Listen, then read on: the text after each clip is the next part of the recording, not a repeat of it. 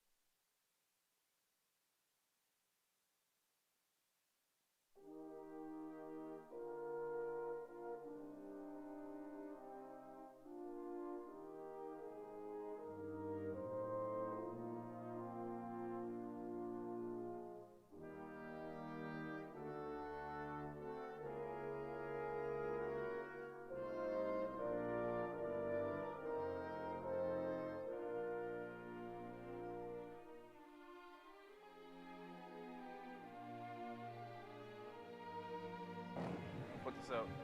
It's got fresh batteries.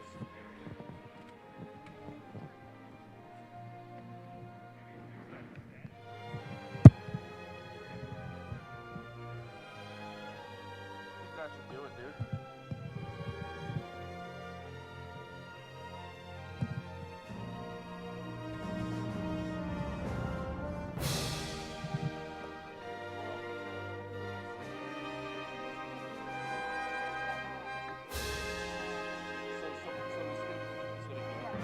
And the person on the mic is going to be on this side?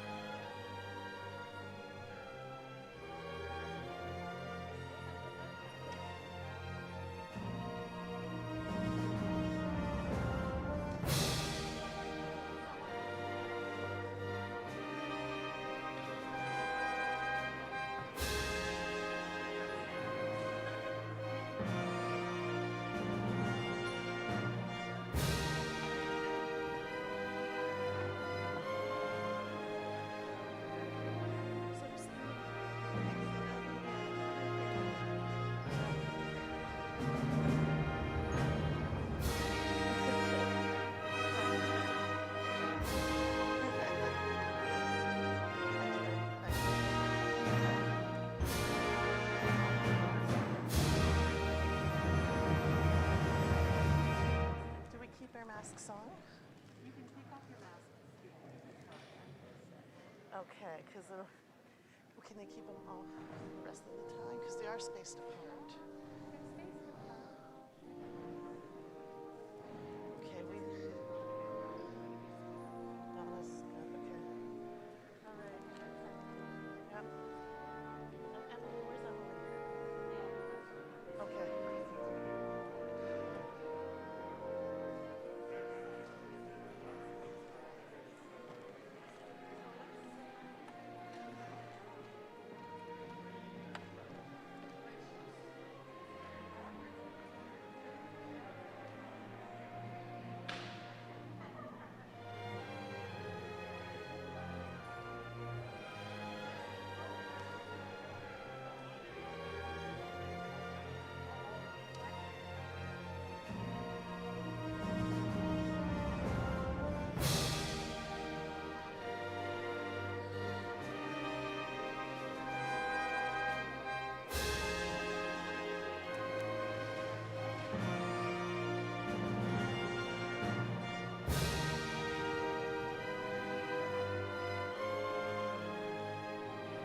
We're 6 feet apart, aren't we?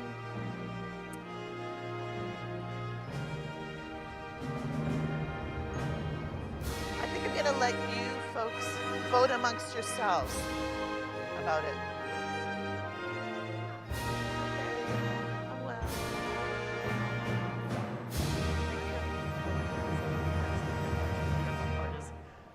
Oh, yeah.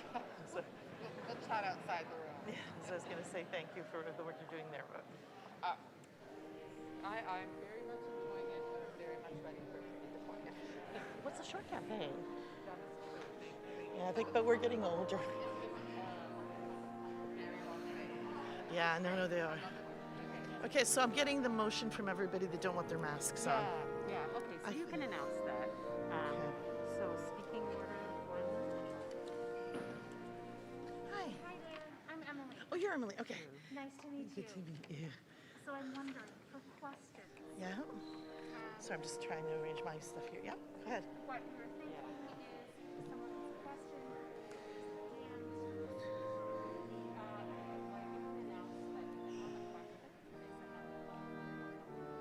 Oh, okay. Is that the way? so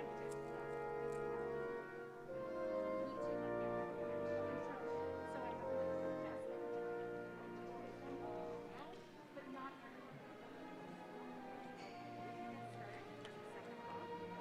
so Randy, just to make it easier for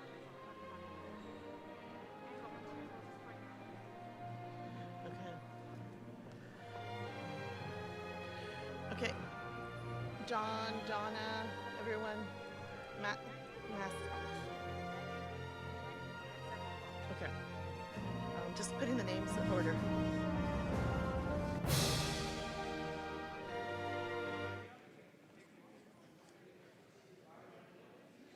Do you want to tell everybody down the? Okay.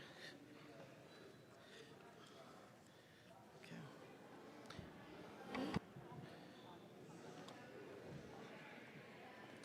Good evening, everyone. Are we ready to start? Thank you, everyone, for coming out to the Collingwood Neighbourhood House this evening for the all candidates meeting. Thank you to the candidates who are here with us this evening. Thank you to those of you on Zoom who are watching or streaming on YouTube. Thank you for joining us. Tonight's event is brought to you by the Collingwood Neighbourhood House, Collingwood Community Policing, and the Renfrew Park Community Centre. The 6 candidates who are here today, I'm going to announce their names right now, but we will be hearing from them all individually. I will be referring to them by their first name as I ask them questions, which is more neighborly for us at the Neighbourhood House. So first we have Mr. Don Davies, then we have Virginia Bremner. Just wave it as I mention your names. We have Kimball Kariu, we have Farouk Christie, and we have Carson Binda, and we have Donna Peterson. And the order I mentioned right now is the order that they will be answering questions. They drew numbers, and those are the numbers, and that's the order they'll be answering questions. I would like each of you to reach into your pockets, turn off your cell phones, please, so that not disturbing anyone. If anyone must take a call, please leave the room to do so. The candidates will each be given 2 minutes to introduce themselves. After that, we will be taking questions. The questions will be directed candidates in a rotating manner using the numbers we just announced. Each candidate will have 1 minute to answer a question. If a question is steered directly to one candidate, that candidate will go first, and then the others will respond with 1 minute. No more than 1 minute. We have a timer up front who will indicate yellow sign that your time's nearing up, red that your time is up.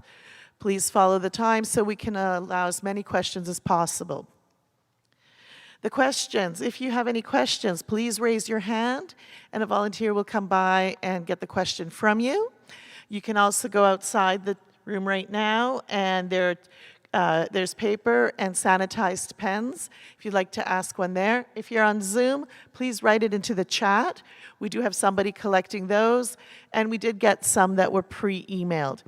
Once we cover one topic, if the next question is regarding the same topic, we will skip it and go on to the next one so we can cover as many topics as we can, and we will be lumping some questions together. We will not tolerate any booing, any foul language, any yelling or shouting, but we do encourage applause and cheering. But please keep in mind, the longer we do that, the less time we have for questions. So let's all be very civil about it, and I'm going to turn it over now to each of the candidates to introduce themselves, and we're going to start in the order we just mentioned with the drawing of the numbers. Don, you're first. Well, thank you to Collingwood Neighbourhood House, my fellow candidates, and all of you for being here tonight. Of course, we gather on the unceded territory of the Coast Salish people, by whose grace we are allowed to work and play.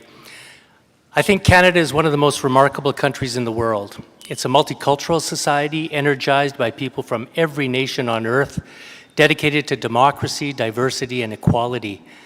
Canadians care about each other, our communities, our country, and our planet. But we also are a society with serious challenges. Millions of Canadians are working harder and falling behind. Families can't find affordable housing. Indigenous children can't get clean water, and the climate emergency threatens us all. New Democrats are offering a vision based on the values of fairness and compassion, of hope and optimism, because we believe we can do better. We're working for a federal government that serves all Canadians, not just the wealthy and well-connected.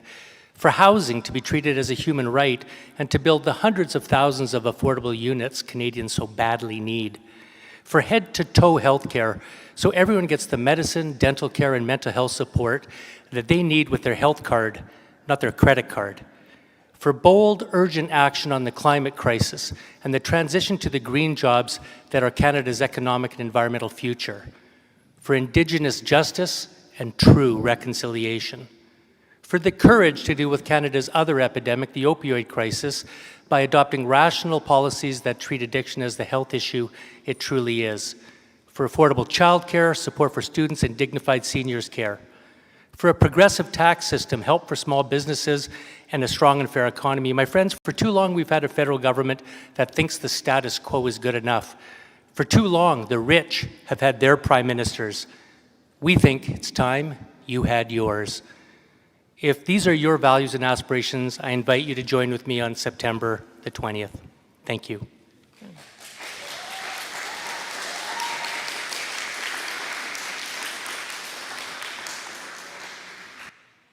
Next, we go to Virginia. I'm Virginia Bremner with the Liberal Party of Canada, and thank you so much for taking the time to be here and join us for this very important conversation. I would like to also thank our organizers for making this possible, and I'm grateful to the Musqueam, Squamish, Tsleil-Waututh First Nations, whose unceded territory this event takes place on. We're also in the area that's changed a lot over the years, but is still the same in my heart. It's difficult to express how important this evening is for me personally, but I will try and explain. When I think of those days of struggle, I think of fondness, as I'm sure,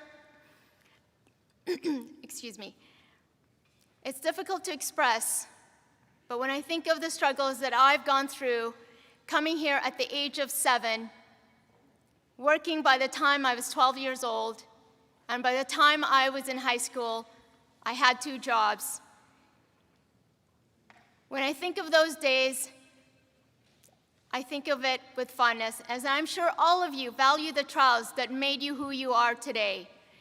We have all been facing new trials over the last year and a half, and I believe it will make us stronger. That is, if we choose to come together. There are those that want to pull us apart, but I'm filled with hope, because no matter where you come from, no matter what anyone has told you, no matter how anyone has made you feel about being who you are, this great nation is built on a belief that we can be what we aspire and that we can achieve anything. And the Liberal Party has been and always will be a force for those values. But just as we teach our kids, nothing is handed to you. You must work for it. Ladies and gentlemen, I'm ready to work for you.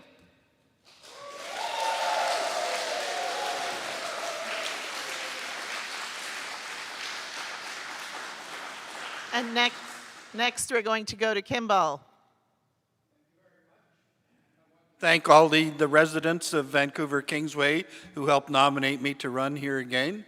I want to thank my fellow candidate, the Communist candidate in Vancouver East, Natasha Hale, who's also here tonight. Natasha, I am a person who was born on Treaty 6 territory in Saskatchewan, as it's called today, the son of a family of European immigrants and Métis peoples. I've lived and worked in Vancouver since 1993. For many years, I was the editor of People's Voice newspaper. I'm retired from that job now, but still fighting for social justice, against war, against oppression. My family and I live in a housing co-op here in East Vancouver. I know the problems with this riding very well. We live in a moment of extreme global crisis, and this is the main point I want to make tonight. A time of climate change, which the UN says is almost completely out of control, a time of a pandemic, which many of us have suffered through, including myself and my family, a huge wealth gap globally, wars, militarism, a refugee crisis, homelessness. This is the legacy of centuries of colonialism, of capitalism, imperialism. We have no more time for so-called solutions that are based on those systems. It cannot work. We need socialist solutions. We need a complete change in the way we organize the society so that the needs of people and the environment are first, not the profits of big corporations. So I hope you'll have a look at our party's platform, which calls for public ownership, reduction of military spending, housing as a human right, and many other things that the people of this riding actually need, not more capitalism.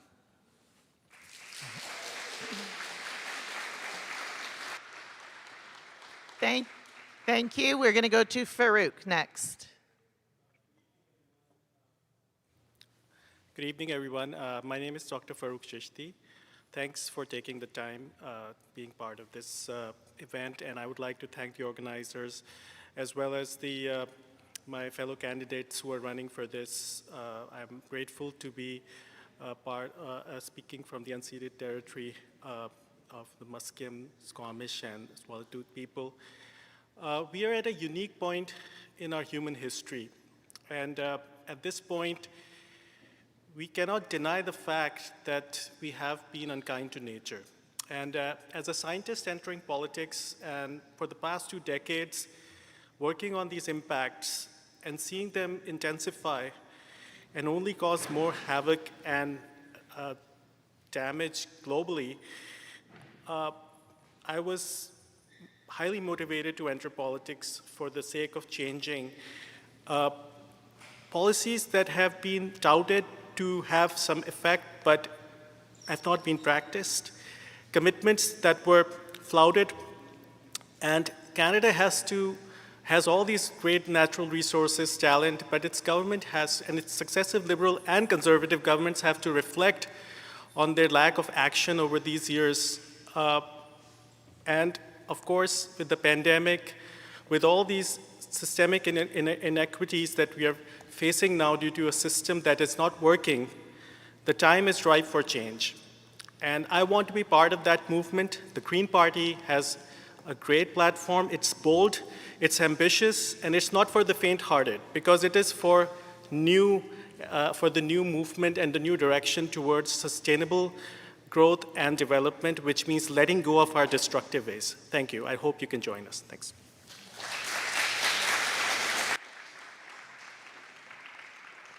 Thank you. And next we have Carson Binda.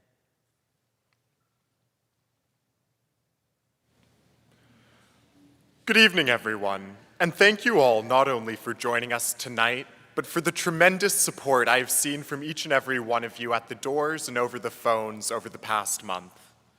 For those of you who I haven't yet had the opportunity to meet, my name is Carson Binda, and I am your next Conservative Member of Parliament for Vancouver Kingsway. As well as wearing the uniform of our military with pride and studying at the prestigious University of British Columbia Department of Political Science, I've spent more than a decade living in conflict and post-conflict nations across this world, from Yemen to Kosovo to Nigeria to Malta. This has given me the knowledge and understanding needed to represent a diverse community like Vancouver Kingsway. Through my conversations with so many of you at the doors, I have come to the realization that this election is a clear choice. It's a clear choice between a comprehensive Conservative plan to deliver jobs for all Canadians and restore public finances versus a reckless Liberal plan supported by the NDP and Greens that is leaving Canada with high levels of debt and an extraordinary unemployment. Only Canada's Conservatives will create jobs and opportunities as we leave this crisis. My name is Carson Binda, and I am your next Conservative Member of Parliament for Vancouver Kingsway. Together, let's secure the future with our recovery plan. Thank you so much. Thank you, Carson. Next is Donna. I'm Donna Peterson. I was actually born in Vancouver Kingsway and I've lived most of my life here. And I want to congratulate all of you who are here trying to work out what is missing and what is needed in our society to humanize it and to provide for the needs and guarantee the rights of all. And you know, there is an alternative. There is an alternative to an economy that's organized to make maximum profits and enrich approximately 1% of the polity. And there is an alternative to the devastation of the environment and the ecology and the trampling on the lands and the rights of the Indigenous peoples. There is an alternative to an electoral and political process that keeps Canadians out of power and at the mercy of the private interests that have seized control of government and the state. The arrogance of imposing this election shows above all else that the decision-making power is above the people and against the people. It reveals the need of the Canadians to directly take things in hand by opposing the cartel party system and refusing to let those in power set the agenda for both the election and what comes next. The people, called electors, are treated as consumers, and their role is to pick a side, nothing else. They exercise no control over anything, even selecting the candidates, which is in the hand of the leaders of the party. But there is an alternative to affirm the right to speak in one's own name, to empower ourselves, and with every step we take by taking a stand which is to our advantage within the situation. And in this election, working in a manner that keeps the Liberals in a minority position is a good place to start.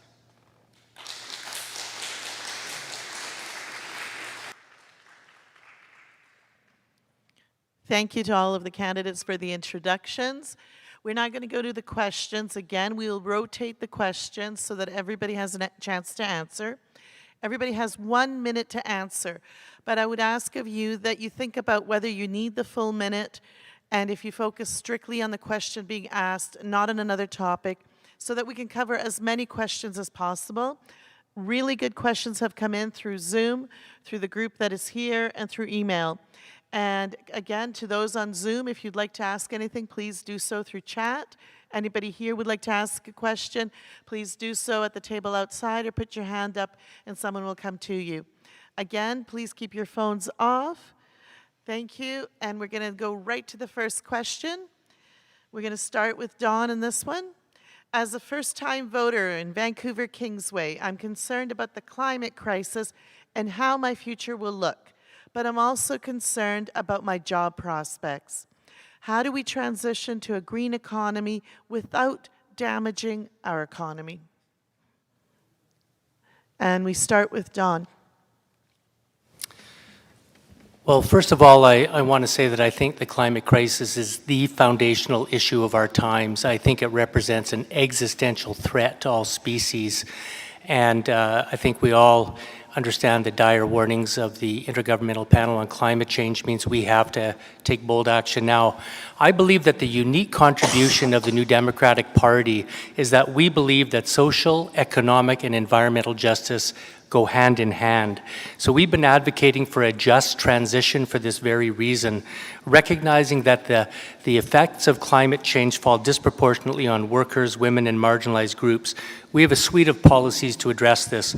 Targeted taxation measures on the wealthy and large corporations to pay for the transition programs that are needed. We want to create 1 million jobs across this country in sustainable ways. We'll create an Office of Environmental Justice to help deal with the adjustment that will be needed, a $15,000 grant targeted to low-income Canadians to buy electric vehicles, and of course partnering with willing municipalities for fare free transit. We have other programs as well, but I see I'm out of time.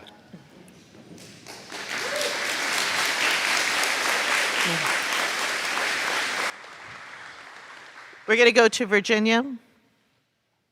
Look, climate change is real and on our doorsteps across the country. And while climate change is the greatest long-term threat of our time, it's also our greatest opportunity to create a cleaner, greener future with good jobs for decades to come. And that's why our climate change plan has been widely acknowledged by climate experts as the only credible plan with bold targets that will make a real difference. Leading climate science economist Mark Jacquard scored our plan 8 out of 10. The Greens, 3 out of 10, and the NDP last at 2 out of 10. Former BC Green leader Andrew Weaver this morning joined Prime Minister Trudeau and reiterated his support of our plan.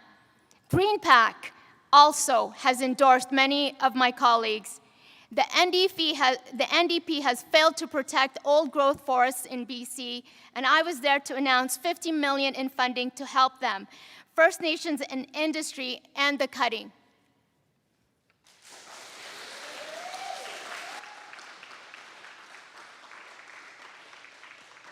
Kimball, you're up. Be done to create jobs without increasing greenhouse gas emissions. Things like spending on social programs, things like retrofitting of homes to reduce energy use. But there's other things that we need to consider as well. Over half of the Canadian government's greenhouse gas emissions come through military activity, the Department of Defense. We need to dramatically slash military spending in this country. No more wars, no more participation in foreign occupations.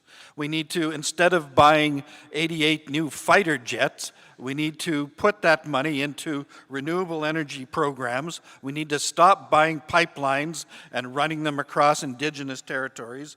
We need to end the whole process of capitalist resource extraction and exports. This is absolutely the wrong way to go. We need a socialist direction in this country, not more capitalist greenhouse gas emissions.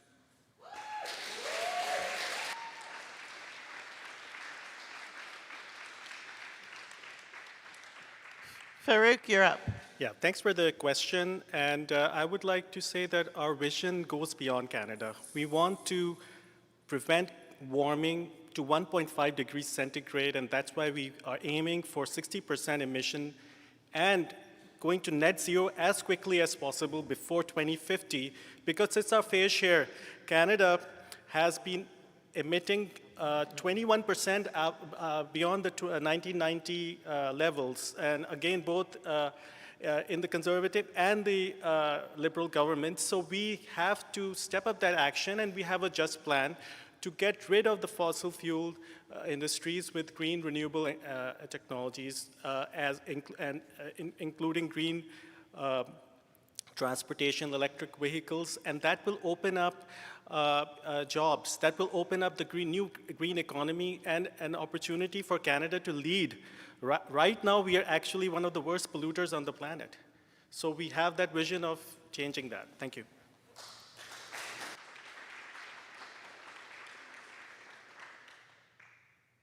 Hi, Carson, you're up. Canada's Conservatives will fight climate change, but unlike the Liberals and the NDP, we're not going to do it on the backs of hardworking Canadians. Canada's Conservatives are the only party with a concrete plan to secure our environment, secure jobs, and secure our future as we come out of the impacts of this devastating global pandemic.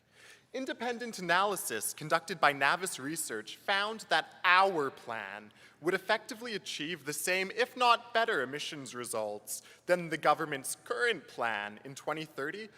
But unlike the government, we are also going to rebuild jobs and revitalize our economy through our plan.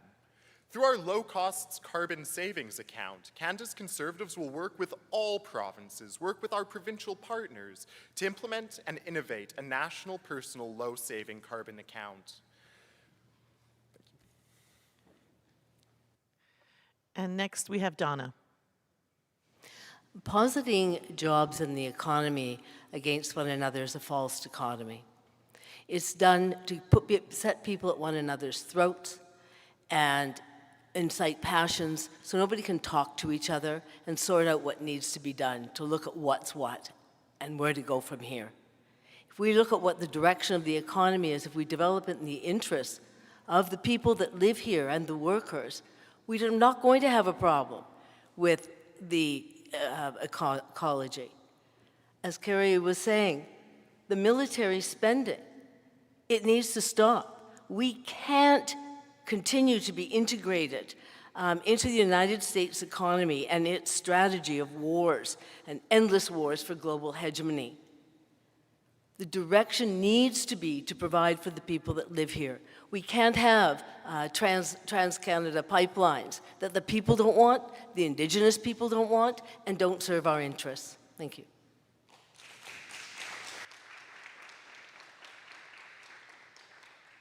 For the next question, as we rotate, we're going to start with Virginia. The next question is about housing. How will your party address housing? And as a side note about that, regarding the Little Mountain social housing development, which the provincial government of the day sold off all 15 acres, displaced 700 residents, and let that place sit empty during a housing crisis, only to find out about the sweet deal that they had with the provincial government of the day. What will your party do to address housing in Canada, affordable housing in Canada, and what will your party, and what do you personally think about the situation with the Little Mountain social housing development? I know it's a loaded question, and we're going to start with Virginia. Thank you so much. As a mother of two, I have two sons in their early 20s, and they're unable to live in the area that they have been born in. And as a renter myself, we are renters, so this is something close to our heart. And what I can say is that every Canadian deserves a safe and affordable place to call home. In recent years, a challenging housing market has made rental housing very unaffordable. But the Liberal government has introduced a new rent-to-own program to help renters become homeowners.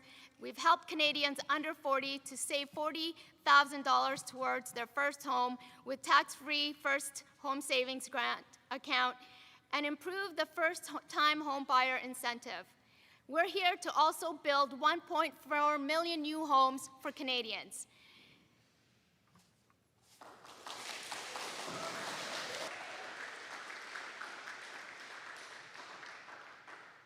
Kimball, we're going to you next. Well, I want to start off with a shout out to David Chudnovsky, who did the most to bring this scandal to light. Thanks to you, David, and all the people you've worked with. This is absolutely outrageous that the former Liberal government of this province treated the taxpayers as a piggy bank for a bunch of private developers. And that's typical of what goes on in a society where housing is not treated as a human right. What it is treated as an opportunity for developers, for investors to make money. Our entire housing market in this society is based on the premise that this is something that will constantly increase in value so that you'll make more and more money out of it if you're fortunate enough to be able to buy a home. We need a completely different approach. We need to treat housing as a utility, to build enough decent public housing units, co-op housing units, so that everybody has a good place to live. That has to be our goal, not ever escalating housing prices.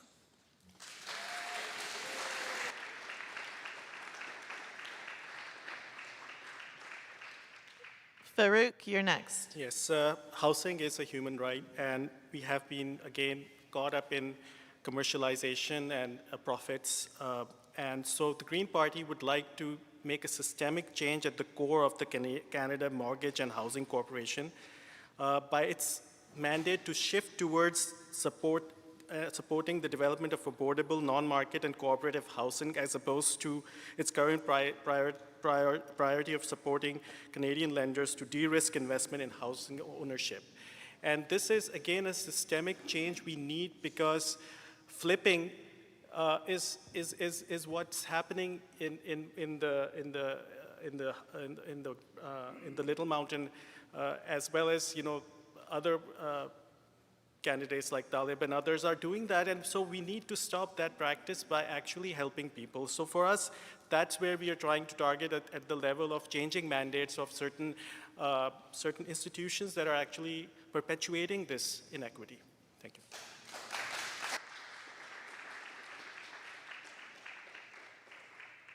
Carson. Thank you so much. I'd like to start by saying that fundamentally, the Liberal Party housing strategy is broken and it's unproductive. They've been promising the same things since 2015, yet here we are with rising house prices while the Liberals and their partners continue to get rich. We are going to implement our plan to build 1 million homes in the next 3 years. We're going to review the extensive real estate portfolio of the federal government, the largest single property owner in the country, with more than 37,000 buildings, and release at least 15% of those for homes. We're going to provide more young Canadians, like myself, with a pathway to home ownership by making it easier for families to get a mortgage. As a young Canadian, these are things that I look at and I see a reliable, a strong housing strategy, a plan that will secure the future and help us all get ahead. Thank you. Donna, you're next. Housing, like all the basic needs of human beings, is a right. This right needs to be recognized and affirmed and provided enabling legislation so that if it's not provided, we have recourse. The way in which we can do this is actually for the Canadian people to write their own constitution, which guarantees and ensures these rights. That way, no government would then be able to take that away or not provide it. It's ridiculous to consider, how can anybody buy a place in Vancouver? Even Vancouver East, what, you can buy a townhouse for $1 million? These things have to be provided, but we We, the Canadians, have to insist that we have the right to change this British North American Act into an actual living 21st century constitution that recognizes and affirms our rights. Don, you're next. Millions of Canadians cannot afford affordable housing. Canada has the fastest growing house prices in all of the G7. 1.6 million households spend more than 30% of their income on housing, and 1 in 3 Canadians is a renter, and average rents rose in every province last year. That's not a challenging housing market, that's a crisis. And you know what? It didn't happen this morning. We didn't wake up and say, oh my goodness, there's a problem. This is a result of decades of poor policy choices by successive Conservative and Liberal governments.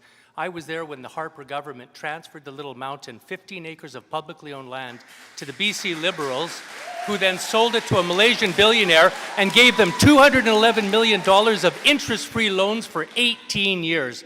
That's an economic crime, is what that is. What the NDP will do is we'll build 500,000 units of affordable housing over the next 10 years, co-housing, co-ops, seniors housing, low-income housing. We will offer CMHC funding to support co-ops. We will waive the GST on the construction of new affordable rental, and we'll impose a beneficial owner registry so that we can get at the corruption that has infected the BC housing market in this province.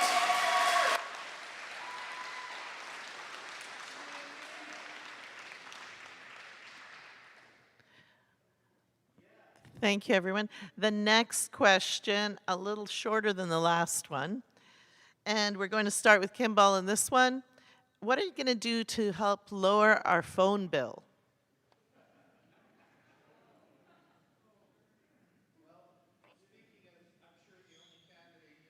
Smartphone, which probably reflects my age more than anything. I'm not an expert in phone bills, except when I hear my partner and my son complain about how much they're paying. I would say, to be a little more serious, this is an area of the economy where the corporate capitalist control of this industry has resulted in a situation where a small number of extremely wealthy corporations can gouge us as much as they want. We have nowhere else to go. This is exactly the kind of situation which cries out for socialist solutions. People's right to communicate should be something that's taken seriously, rather than be seen as a right to maximize profits for the big telecommunications corporations. We need less capitalism, more socialism in this industry, as in many others.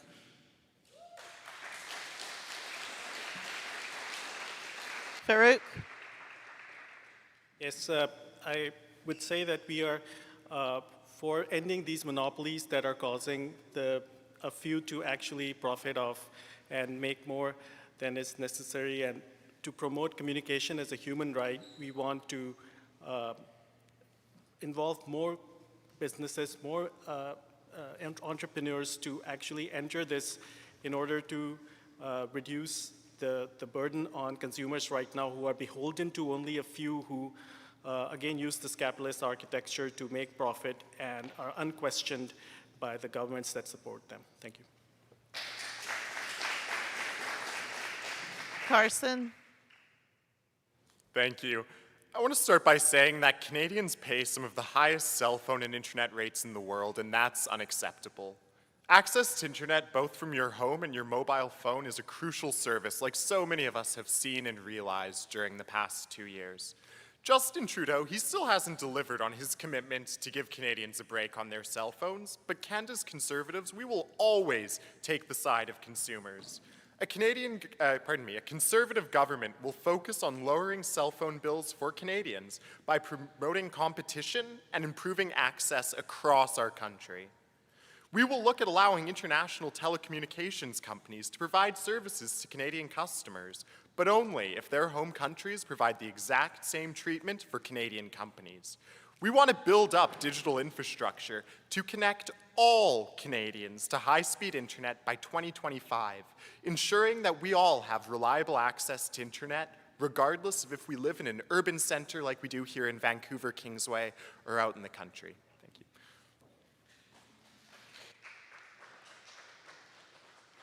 Donna? of course, is going to be the way in which the direction of the economy is organized. And until Canadians have empowered themselves to be able to direct the direction of the economy, that's exactly what we're going to be faced with. If Canadians were empowered, we would ensure that there were public corporations and public authorities, investment in research and development, so that these things could be developed by our public, by our universities, in cooperation internationally. Consider how there's been cooperation internationally in the scientific community through COVID. That should be done in all areas. We should be developing all these technologies and science in a manner that's going to serve the interests not just of Canadians, but of all humanity. Thank you. Don? Well, let's face it, cellular and internet services are now indispensable to participating in society, yet more than half of Canadians living in rural areas do not have access to high-speed internet, and Canadians pay among the highest prices in the world. People are being gouged, and no matter where you live in Canada, we think that you should be able to stay connected at affordable rates. Telecommunications are a federally regulated utility, and successive Conservative and Liberal governments have failed to act. So we'll put in place a price cap so that people pay no higher than the global average for cell and internet costs. We'll create a crown corporation to deliver services to every part of Canada, just like we built the telephone system in this country. We'll mandate that telecom companies have to provide basic plans for wireless and broadband comparable to other countries and require them to offer unlimited wireless data. And finally, we'll introduce a telecom bill of rights so that consumers have a place that they can go to take on the monopoly companies when they're mistreated.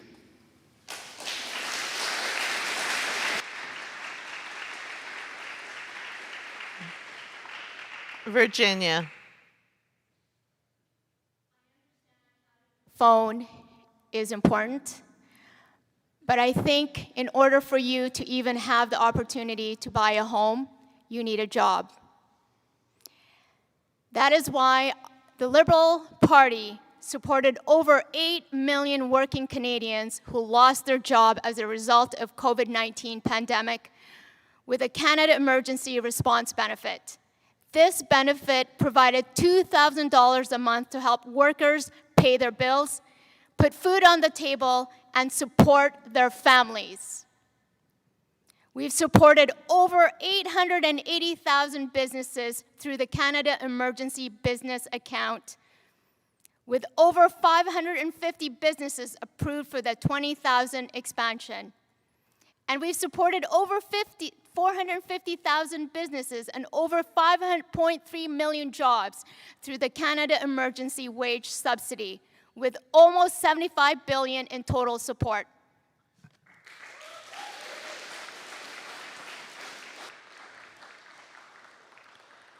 Okay, I'm sorry I have to say this before the next question, but you have 1 minute to answer the question that is being asked. You do not have to use the entire minute, but you cannot use that minute to go off on any other topic at all, because these are the questions that are being asked by the people in Vancouver Kingsway, and they're looking for answers specific to those and are not looking for your party's or your individual's platform. So going forward, if you cannot fill that minute or you cannot answer that question and do not want to answer it, you can just pass to the next person. But do not go off on a different topic or we will cut the microphone.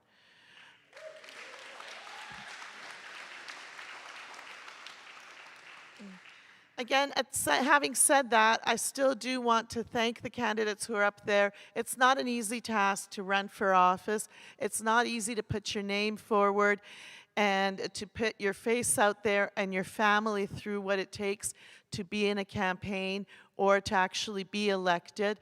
It's a very tough position, and I really do thank you for being up there and putting your name forth. So let's go to the next question. I'm going to try and combine these two questions since they're on the same topic, although they're on the other side of each of the topic. One question is in regards do you believe in equal rights for migrants? And if you do, what will you do? What will you do to help ensure that the next government provides full and permanent immigration status for all? On the other side of that, there's a question about migrants who are coming in here under a tourist or work visa are undercutting the pay of those of us who are locally trained and receive our local certification, thus driving our wages lower. What would you do in this case if elected? So it's two sides of the same coin, and I'm going to start with Carson on that one. So I want to start off Oh, by... sorry, I'm really sorry, Carson. It was Farouk on that one. Sorry. As a migrant, leave at the age of 19 from Pakistan when the Soviet-Afghan war started. I would fight for the rights, for the equality of people coming and making sure that they are fully integrated in society, that they are given the opportunity of a life with dignity, a society with justice, so that they can fully realize their potential. I am an example of that, some of those affordances that I got, and I think we can do way better. So I would fight for their rights to be equal and to live in a society where they can realize and be the best they can. Thank you. Now to Carson. Thank you. Those who wish to come to Canada, they deserve a plan that provides clarity and a process that treats them with dignity, with compassion, and with respect. But the Liberal record when it comes to immigration, unfortunately, is nothing but one of mismanagement, years-long backlogs, and failure. The Liberals have failed to effectively manage the immigration system during the pandemic, and Justin Trudeau has failed to put forward a plan to ensure fair, orderly, and compassionate immigration process. It has real consequences for those hoping to call Canada home. Erin O'Toole and a Conservative government will have a plan to strengthen credential recognition for newcomers and advance human rights around the world. We will help newcomers maximize their success by allowing them to work in the field of knowledge and expertise that is good for Canada and for our economy. To help remove barriers for these skilled professionals that we need, we will launch an immediate credential recognition task force. Next we go to Donna. Thank you.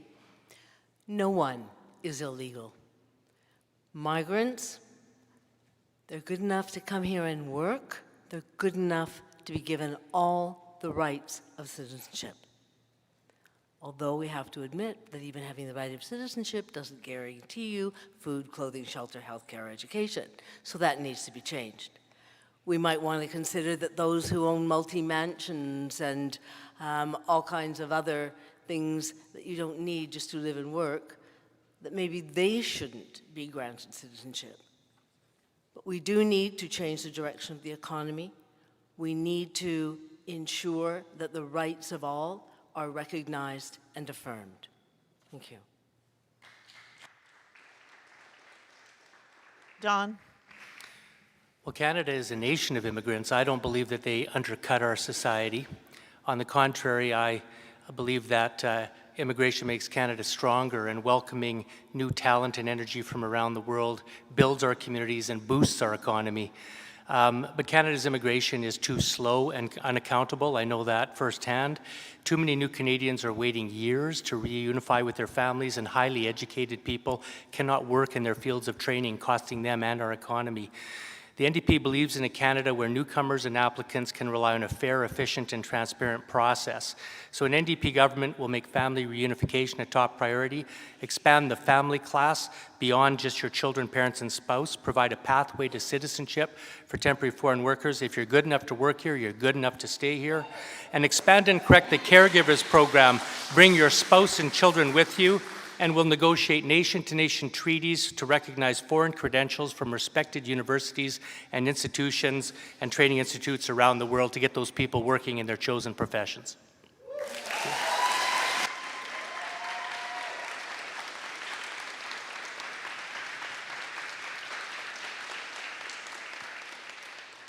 Virginia, you're next. As an immigrant myself and coming here at the age of 7 with my family, I'm so grateful to the Liberal Party for giving us the opportunity to come to this great nation. And so let us not forget that the Liberals were the ones who have been welcoming all these years. And all I can say is that as an immigrant myself and as part of the Liberal Party, I know that PR and having the opportunity to stay here as someone who's come here with all the credentials and working hard deserves to stay here. And that's why we're eliminating citizenship application fees. We're guaranteeing processing time under 12 months. And we are going to make sure that when we issue visas to PR families, that we will make sure that the families will be able to come there with them.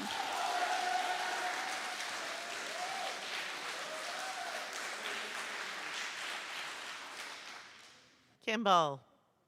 It's too bad the People's Party isn't here to say what they think of this, because I think it would be quite shocking. And it would be a Kimball. reminder that we live in a society founded on white supremacism. That's the reality, folks. Remember the 1907 anti-Asian riot. Remember the Komagata-Maru, the Japanese internment. And remember that it was communists who led struggles in this province to end the racist discrimination against people from Asian countries, people like our comrade Darshan Singh. So the communists stand for an end to any deportation of immigrants and refugees, an end to the kind of racism that we're seeing today, particularly the anti-Chinese racism, which has been so disgusting and virulent over the last year, and that's what's behind a lot of these kinds of arguments. We want to provide a path to citizenship for foreign and migrant workers in this country. I agree with some of the other candidates on that. And we want to guarantee healthcare services, labor rights, access to legal aid, and rights to work for immigrants to this country. Thank you.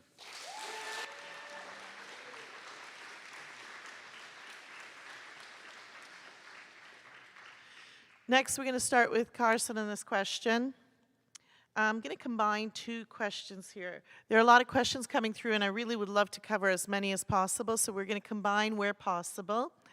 And again, for those who might have joined us late, you can put your hand up if you have a question. If you're on Zoom, please put it in chat.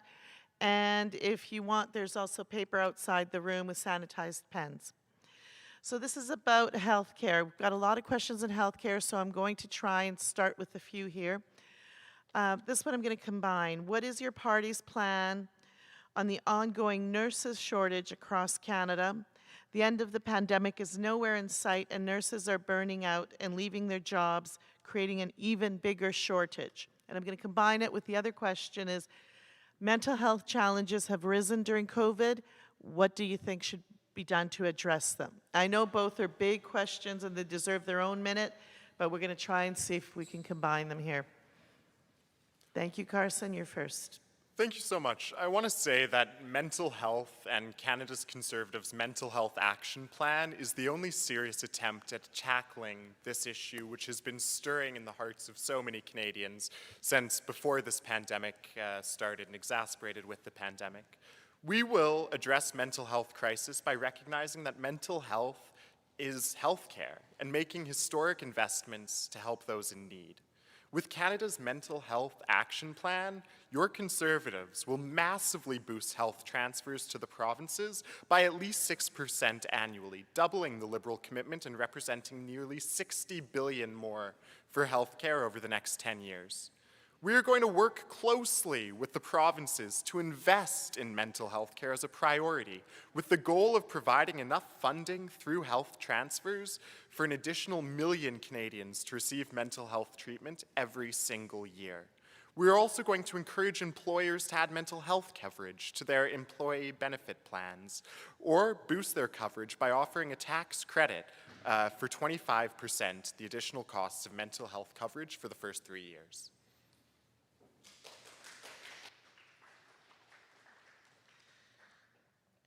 That would be Donna. The nurses shortage and the burning out, of course, dealing with the pandemic. At the same time, the investments into healthcare were too small to begin with. They've been cut over many years, and a lot of the problem with healthcare, of course, is actually a provincial issue. But not to let the federals off the hook, which they can't be. The way in privatization is the name of the game that happens in our healthcare, as it does with everything else. That needs to be stopped. It needs to be publicly funded, publicly controlled, and also the decision-making needs to be taken at the point where the workers work. So when the situation of even COVID in the healthcare came out, the healthcare workers weren't asked how to solve the problem. They were given a dictate. That has to change. We need those who are on the ground doing the work, that know the situation, actually making the decisions. Thank you. Don? Well, Canada actually spends the lowest amount on mental health of any of the OECD countries. We spend about 7% of our healthcare dollar. That's compared to 10 to 14% in places like the UK. And frankly, that's not enough. We should be spending about 23% because that's the strain on our healthcare system that mental health actually poses. I think we have to treat mental health care just like we do physical health care. It's time to bring mental health support services under the Canada Health Act, and the NDP will. We propose also to bring in universal public health care so that people with mental health issues that need access to medication can get it free of charge. We need to treat the mental health phenomenon of addiction finally as a health issue, not a criminal one. And finally, we need a perinatal mental health strategy as well to support women all over this country. On the nurses, I met with the CMA and the CFNU, and we agree that we need national leadership to have a healthcare professional human resources plan so that we can plan 20 and 30 years out so that we can address the shortages. What we can't do is do what Jason Kenney and Conservative governments are doing, which is cutting nurses' wages in Alberta and Ontario. It's time to reward these professionals for the frontline work they're doing.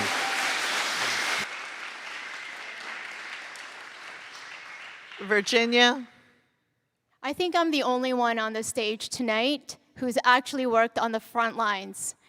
And having had that opportunity to see what it was like, I'm so grateful to be able to be here tonight and let you all know that as a Liberal government, we will support to hire 7,500 doctors and nurses, better care in long-term care, work to hire 50,000 support workers and raise their wages to $25 an hour.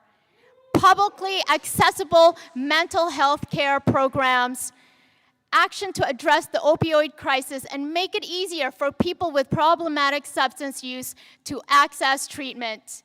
10 days of paid sick leave for federally regulated workers. My friends, it is time that we come together to ensure that we are actually treating those who need us the most and stop playing politics, which is what everyone is doing here.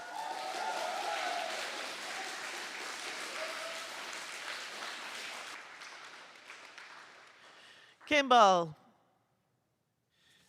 A lot of stuff to unpack in this question. If we're going to stop playing politics, we have to have political parties in this country actually carry out their promises. Liberals and Conservative governments in this country have cut health care funding relative to the size of the economy for decades. Both of them are repeatedly guilty of this. So we need to reverse that. We need to fund health care properly, including the provision of more nurses and more other specialized health care workers.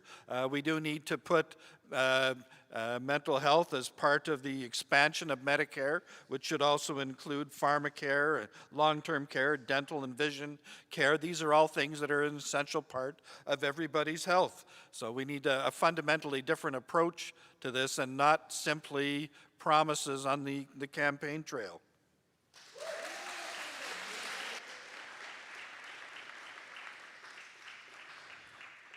Farouk?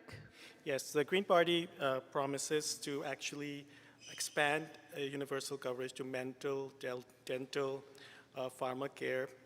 And speaking to the question of nurses, we have to look at the the basis as to how you get nursing education. We have a plan to free post-secondary education. We have a plan to to forgive any loans, because every education is a human right too, and that gives potentials in society for people to join and not be stopped by socioeconomic or systemic barriers. That way we allow the society to flourish. So that is, I think, a deeper addressal of some of the reasons why we are facing nurse shortages. Thank you.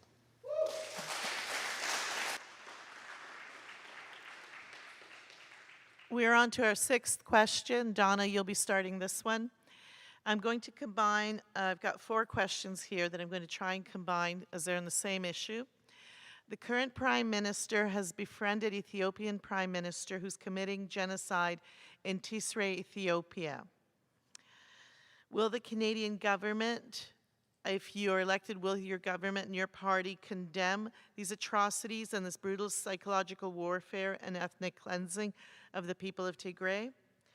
What kind of tangible action will you take in creating opportunities for Tigrayan refugees to emigrate to Canada? And as a second part to that, I'm going to combine the question that seems to make sense here.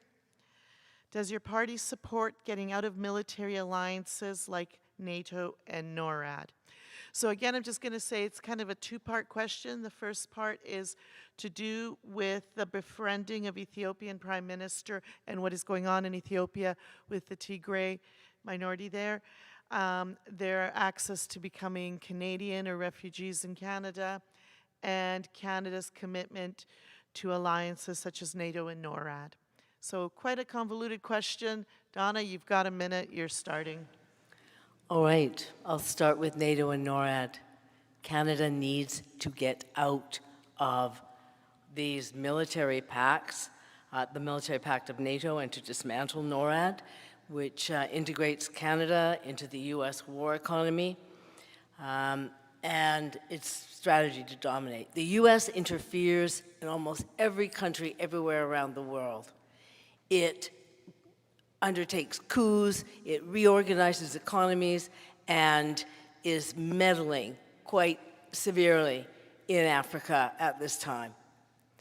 Our policy is to build mutual relations with every country on the basis of peace, on the basis of dialogue.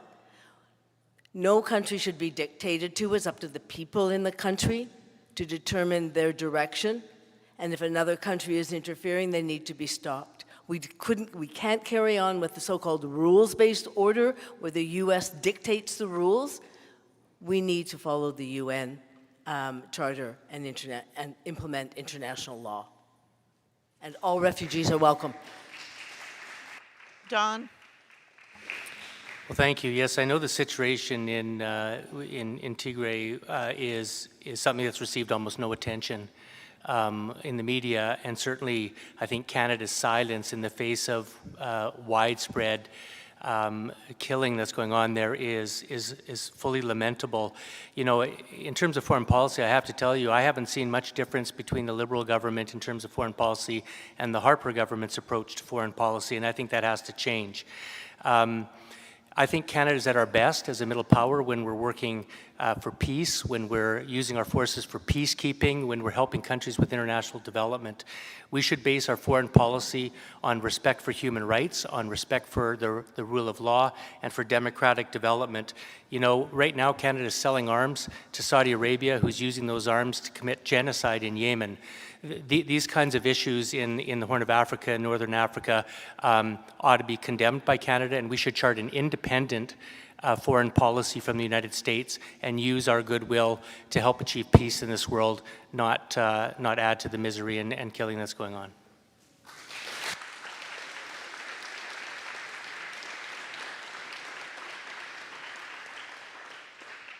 Virginia, you're next. I'm going to be very honest with you. Everyone up here has told you exactly what we should do. But this is actually a very complex issue. It's not one for any of us to just say that this is the plan and this is the way. As someone who can possibly be your next MP here, what I can tell you is that I will actually listen to the people. Listen to what you have to say that will matter to you and how we are able to resolve the issue. It is not an I issue, it's a we issue, it's a team issue. And I know for a fact that whatever they're saying, they will have to bring it back forward to their team. And all I can tell you is if this matters to the community, I will make sure that it is given a voice in Ottawa and that we are able to make sure that the issue is addressed the way it deserves to be.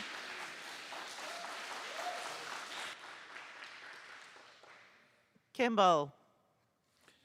Well, I would say, first of all, it may be hard for us to understand, but Canada should not regard itself as the arbiter of human rights in the world.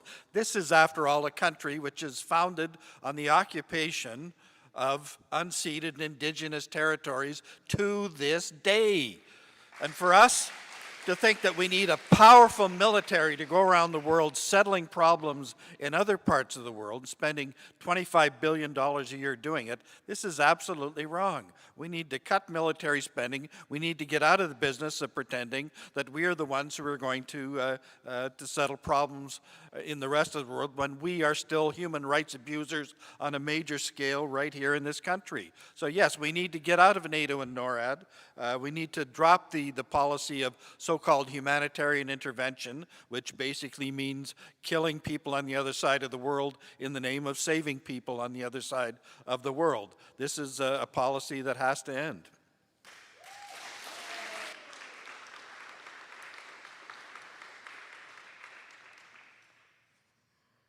And that would be Farouk next.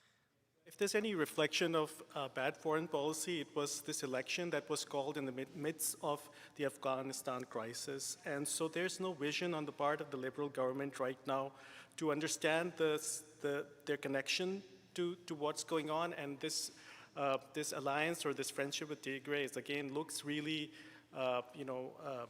inappropriate and against human rights. The Green Party wants to sign and ratify the treaty to abolish nuclear weapons and press urgently for nuclear disarmament and conversion of military industries in Canada into peaceful and restorative industries. We want to do that because, again, we want to get rid of this looking good while being involved in all these different human rights abuses, including the degradation and the extraction of resources from Indigenous peoples across the globe, without by being friends, by being allies with them, and then allowing access to that. So we need to stop. Thanks. Carson.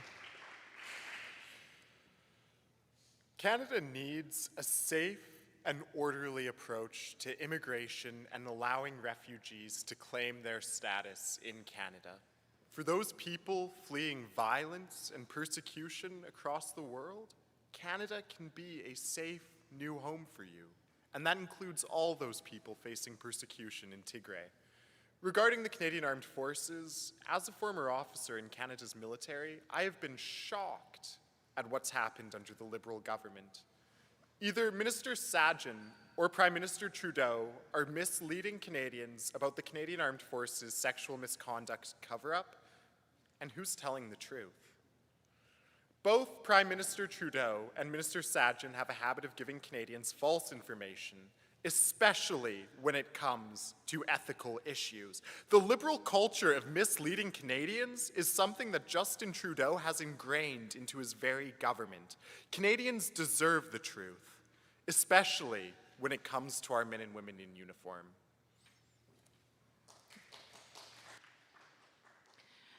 All right, the next question. I did mention at the beginning that if a question is targeted specifically to one candidate, that candidate will start with the first answer and then we'll go down the list.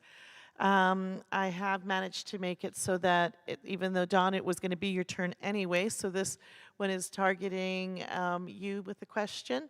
There are actually two questions, and I'm going to read both, and if you can sort of combine those, that would be great. The first one is, recent polls suggest a conservative minority government is a real possibility. In the last election, Jagmeet Singh said he would not support a Conservative government, but when asked this time, he has not ruled it out, saying he would make decisions in the best interest of Canadians. So why should we vote for you and the NDP if there's a chance you may prop up the Conservatives? The other question is, both yourself and Jagmeet have shown support for Premier Horgan. His position on old-growth logging and the future of energy production in Canada and Indigenous sovereignty rights to livelihood and governance. The federal provincial party priorities don't seem congruous or in step on these matters. So can you explain to voters where you stand and what you will do when provincial matters intersect with federal, and if there's cooperation between the two levels of NDP? So I'm just going to repeat, I know they're very different questions, but I think the first one could be answered quite short and then perhaps spend time in the second, as you wish. So the first one is regarding whether an NDP government would prop up a Conservative minority government. And the second question, although it addresses the issue of old-growth logging, the basic question is, when the federal and provincial governments do not see eye to eye and they're both NDP, how will that work? Well, thank you. I'll do the second question first. Although we have one New Democratic Party in this country, that doesn't mean that we take the same positions. We have very different jurisdictions as well. So on the old growth logging, in Parliament I stood up and I expressed the position that I am opposed to all old growth logging of first growth rainforests, and I think that it needs to be preserved in perpetuity for all the obvious reasons. Those are, I think, World Heritage assets. They're important carbon sinks, and I think there's far more value in preserving our forests for ecotourism than it is in cutting them down. So I said that publicly in Parliament, and I mailed that to every constituent that I had in my riding in June. So sometimes we take different positions. Unity doesn't mean uniformity, in my view. On the second question, you know, I really think that we have to wait and see what the Canadian people decide in terms of what kind of parliament they want. I'm going to go to Parliament and work together for the best interest of the health and economic interests of my constituents in Vancouver Kingsway, and I'll take it policy by policy. And I think it's premature for anybody to talk about how they would act when we haven't heard what the Canadian people have to say. Okay.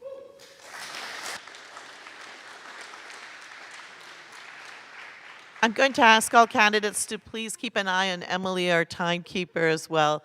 She waves, but sometimes she's missed. Okay. Thank you, Don. Next, we're going to go to Virginia.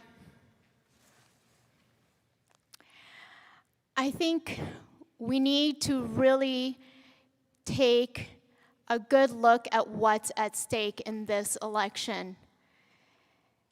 And what we are seeing is that the NDP are not going to be in government.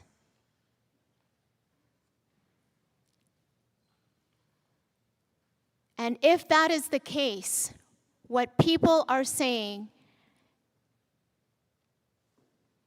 is that they are going to help the Conservatives. And all I can tell you, if that is what people are saying out there, all I want people to know is that the Liberals have a real plan. They have a plan to move forward. They have a plan to help Canadians move forward. And I want to be able to represent you in Ottawa the best way you deserve to be represented.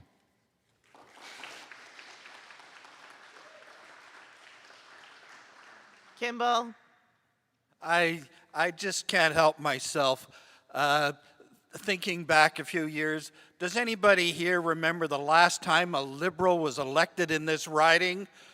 David Emerson, and he joined the Conservative cabinet the next day when he got to Ottawa after speaking, I believe it was in this building, and promising that he would never do such a thing. We cannot trust Liberals to protect us against Conservative governments, in my experience.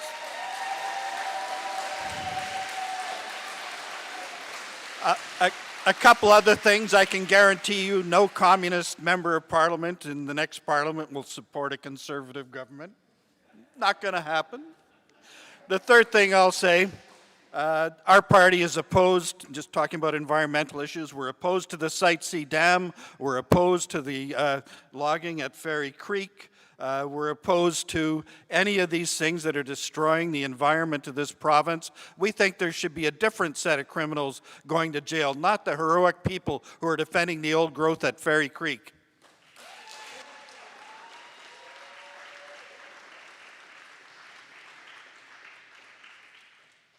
Farouk? Yes, I can't speak for what people are thinking, but I request people to look at the content of our platform and note that we have scientists, people who have genuinely worked in these fields, who are stepping up to take action against climate emergency.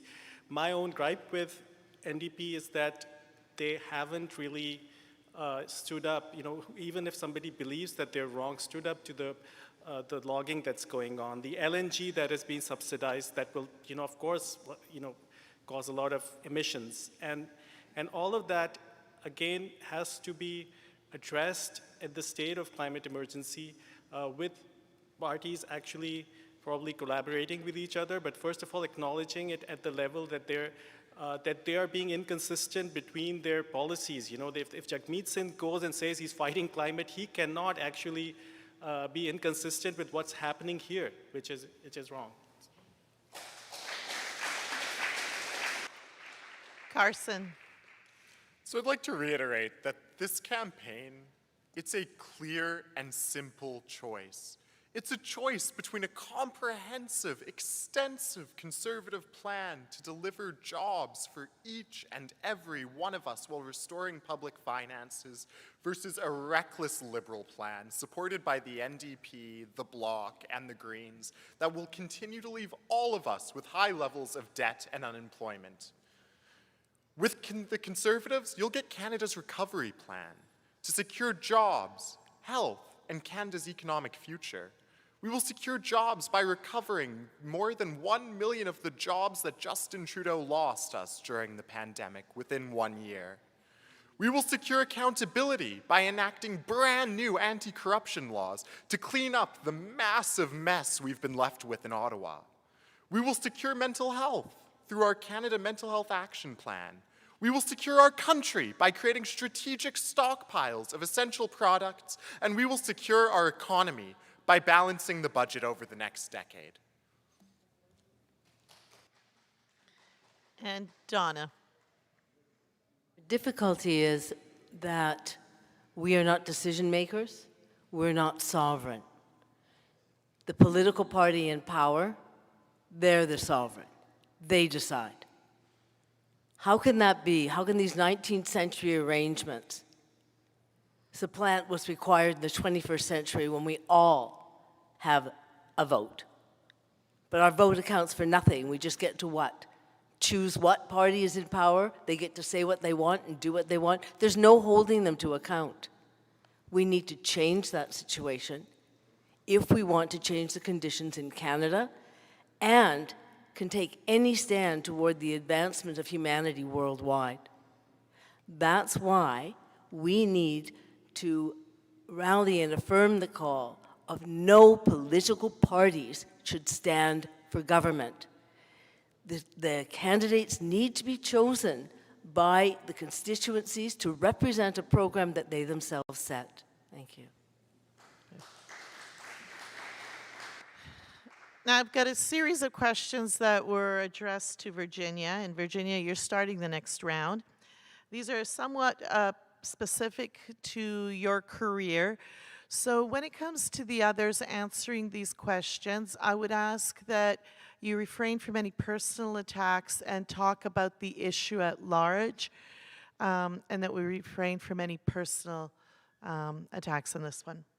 So there's a series of questions, Virginia, regarding your past employment under the provincial government of Ms. Christy Clark, Premier of the day. One of the questions was regarding the number of nurses who were fired during that time, health workers, and the large number of Filipino women who were fired during that time. that you were working for that provincial government, and that during the leadership campaign for Ms. Clark, you were implicated in a scandal. I don't want to go into the details that are listed here, but you were implicated in a scandal. And can you explain how you were implicated and how you were named in this scandal? And going forward, how would you clear your name on this issue? So we're going to start with Virginia, and others, when you have a chance to answer this, you can pass if you'd like. But if you do want to address, it's the issue at large, not specifically about Virginia herself. Let me be very clear to the audience. Whatever that question is, that's literally why I am up here. It is because of the fact that someone like me, a woman, especially a woman of color, who is trying to make a difference in this community, the community that I grew up in. There's a reason why there's so many of us who don't do this, because it's hard. Because the minute you want to make a difference, they throw mud at you.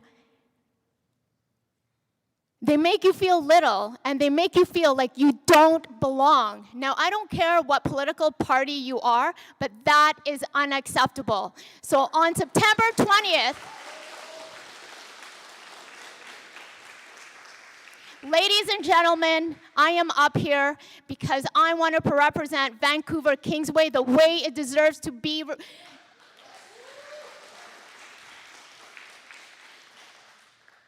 Next would be Kimball.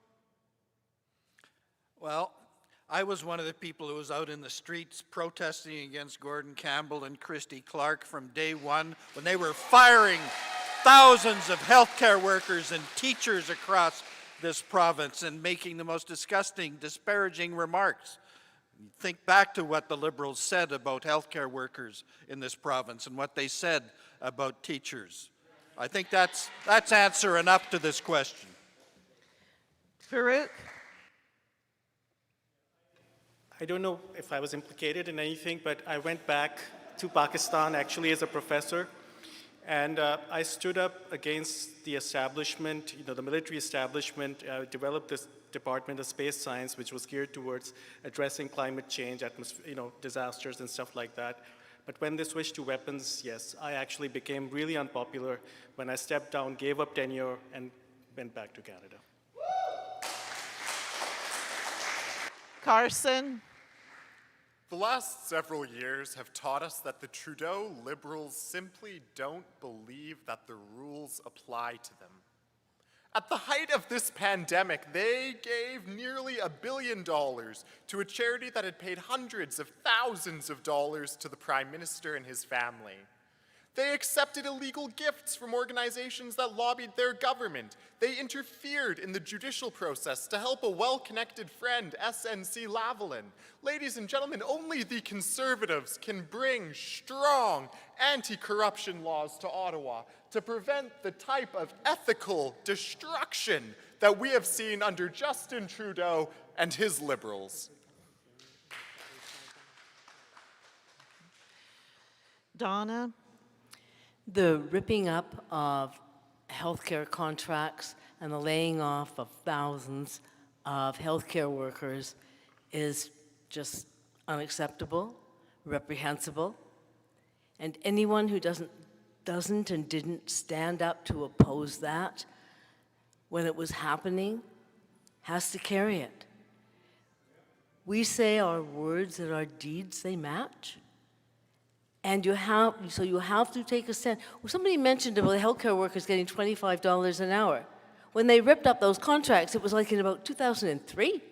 They were earning $25 an hour, had union benefits, healthcare. They were respected. Even hospitals worked together as a whole. Now they're all partitioned out with all the privatization. We can't rely on these parties to make decisions. We need to take the power away from them. We need to be the decision makers, along with every other worker in this province.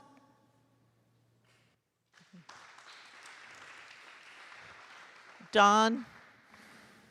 Well, it's simply a matter of historical fact that the BC Liberals tore up HEU agreements. They privatized hospital and care facility contracts, and it resulted in the largest mass layoff of women in Canadian history.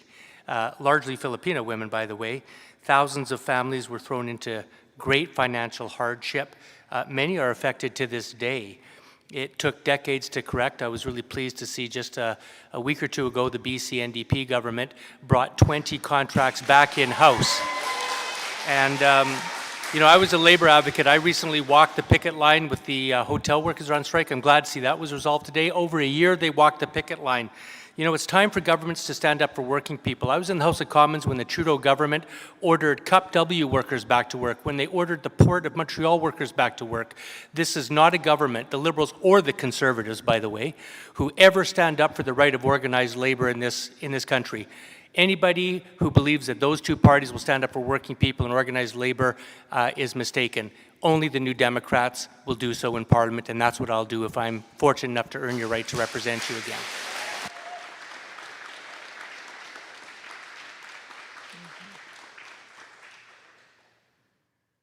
Thank you. Thank you to all the candidates. I'm just going to have a few closing remarks and then give each of you 1 minute to summarize today.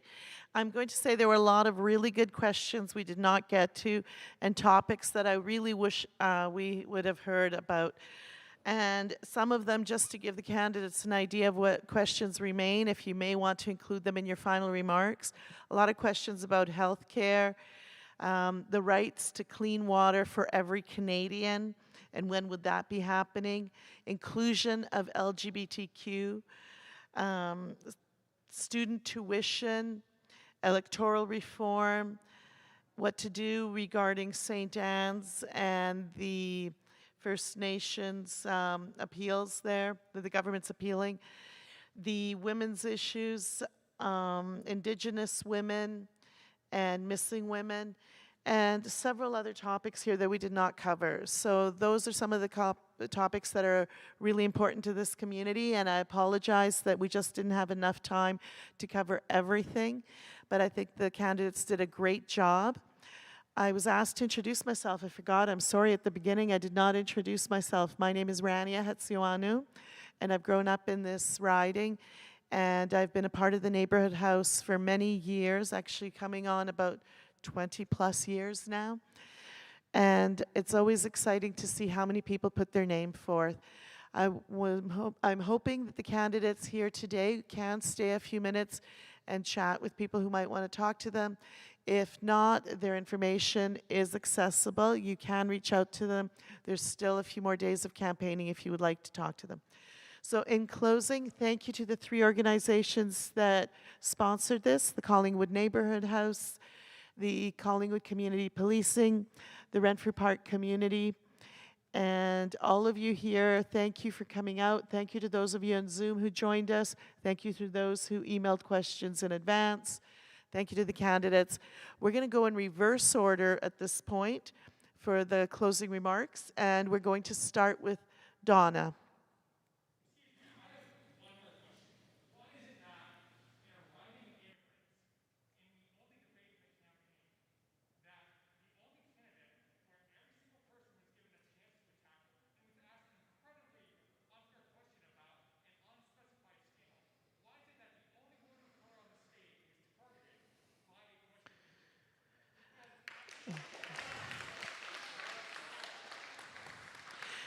Okay, so I'm willing to answer that and the choice I made and why I chose that question.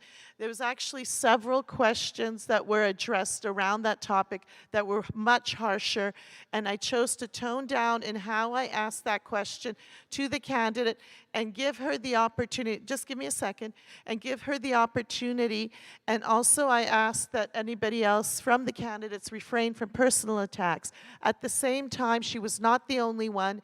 Mr. Don Davies was also attacked on the idea of his party and him personally, and his name and his leader's name as to whether they would be supporting a minority government, and also on their odds with their provincial government in the personal attack of his support of the Premier. So both of them were given that, and there were questions for Don about that, and there were questions for Virginia about that. And I only chose to ask them because of the volume of questions regarding that topic. So there are a lot of questions that are in front of me. Those questions that were one-offs, I've left last. And what I chose to do was lump as many as I could about a topic if there were several. In the case of the question that was addressed to the Liberal candidate, there were more than 6 questions about that. Most other questions were 2 or 3. So, and I think, and I'm going to ask you to, I'm going to tell you here that I think she answered very well. I think she stood her ground. And I think, if anything, it showcased her strength. So I think it would have been an injustice to not address that question when it's in the community. And it would have been an injustice to her as well, not given the opportunity to answer it.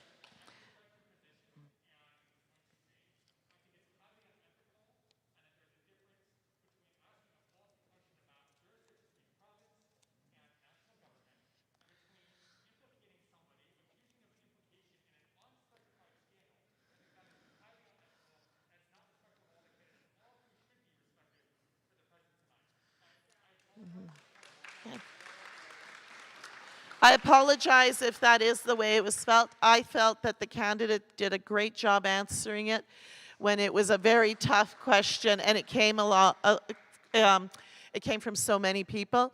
I see what you're saying, and I think that note will be discussed after for any future such all candidates meetings. And I thank you for asking that. For those on Zoom who may not have been able to hear what the question was, it was regarding why one of the candidates was more targeted regarding question. But in interest of time, I'm going to have to cut it really short because I know that we're short on time for Zoom as well, for how much time we've booked. I wish we could go on with the rest of the questions. We will make them available for all of the candidates later. And we're going to start with Donna and 1-minute conclusion. Need to end the cartel party system where it's hard to call these parties political because they've been taken over by the oligarchy and do their bidding, which they turn the state and all our resources and everything over to the interests of those who are going to benefit the most. We need to develop the mechanisms where we, the people, are the decision makers, where we set the program, where we select the candidates, where we discuss amongst ourselves. We shouldn't be divided on the basis of parties. We need to sit down and say, what direction do we need for our economy, for our foreign affairs? We can do, we shouldn't be, others shouldn't set the issues and have us at each other's throats. It's not in our interests. We can do that. There is an alternative. Please go to our website, cpcml.ca. Thank you. Carson, you're next. What I've been hearing at the doors is that Canadians are tired of more of the same under Justin Trudeau and Don Davies. They're tired of the corruption, they're tired of the incompetence, and they're tired of the scandal. They're worried about the impact of debt on future generations. Conservatives have a plan to secure Canada's future, create jobs, and get our economy back on track. Thank you all for joining us this evening, and please find out more about our plan at conservative.ca/plan. Thank you so much. Farouk, you're next. Yeah, I would like to say that, first of all, thank you for the opportunity to participate. What I want to highlight is that our platform, the Green Party platform, is a nonpartisan collaborative platform. We don't want to hoard power. We want to work with people to bring about change and resolve these existential crises that we are facing at this stage. And the difference I would like to highlight, and being a research scientist where it's my job to come up with new knowledge and innovation, the difference is that we have new ways of doing things. If we go back to the old, we are repeating those cycles again. So we have to, the point is we are in the grips of a system where there's no accounting of nature itself. So we have to reverse all those and bring about a true systemic change, which the Green Party stands for. Thank you. Kimball, you're next. Well, the Communist Party has a long and proud history in this country. We've elected people to Parliament, to legislatures, city councils, school boards. We have a 100-year record of fighting for socialism in this country. It was us that were the first campaigners for Medicare, for old age pensions, for trade union rights. Check out our program. Politics goes beyond simply voting on September 20th. It's a year-round thing. We're getting a lot of people these days coming to us who agree. The world cannot afford one more year of capitalism, let alone 10 or 20. We're dying. We're burning up as a globe. The end is near unless we have a real system change on this planet. And the only party that's fighting for that is the Communist Party. Come and join us. Check us out. We welcome you. We want to work with you. Thanks for being here tonight.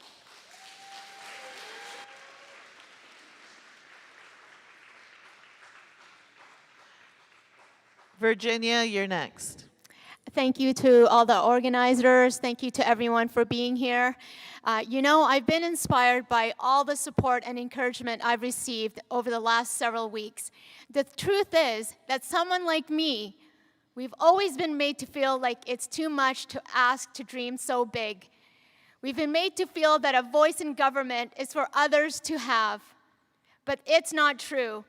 Our incumbent only lets the community peek through the window of power, but on September 20th, we are coming through the front door and taking our seat. This is not a safe seat, and I can tell you right now that someone can spam the community with signs, but signs don't vote. You do. This is a close race, locally and nationally. Vancouver Kingsway can elect a new member and help deliver a Liberal government, the one that has gotten us through the pandemic successfully, and the one that has the best plan to tackle the issues of our day.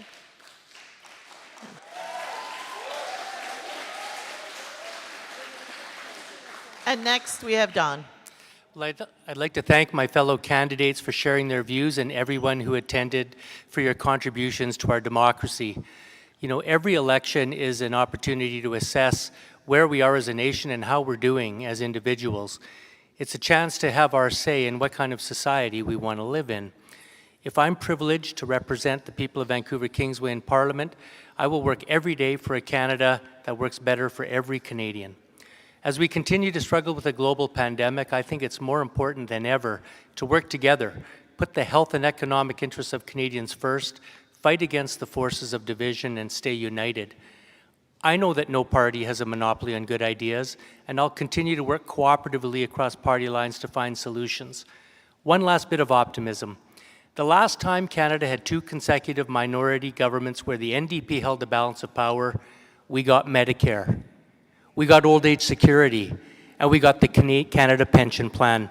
Let's carry that same energy and optimism to create the programs of the 21st century that will build the Canada of our dreams. Thank you for being here tonight.